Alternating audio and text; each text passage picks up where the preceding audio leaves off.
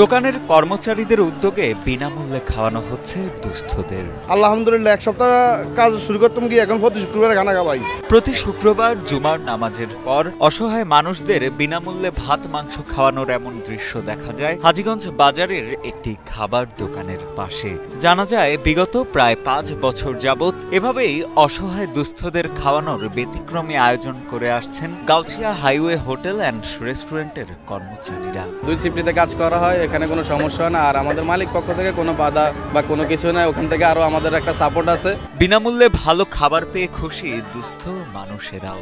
তারা জানান সপ্তাহ জুড়ে ভালো কোনো খাবার না জুটলেও প্রতি শুক্রবার এই দোকানে এলেই টাকা ছাড়াই পাওয়া যায় মাংসের তরকারি ও ভাত। তাই এমন মহৎ কাজের সাথে সম্পৃক্তদের প্রতি কৃতজ্ঞতাও প্রকাশ করেন তারা। প্রতি শুক্রবারে খাবার গরু গোস্ত মুরগি খাইছি আলহামদুলিল্লাহ রাব্বুল আলামিন যারা দিছে তাগরে আল্লাহ আরো তৌফিক দেয় আরো দেওয়ার জন্য। পরে টাইমে গরু গোস্ত দিয়ে ভাত খাওয়ায়, আবার মাঝে মাঝে মুরগির গোস্ত দিয়ে ভাত খাওয়ায়।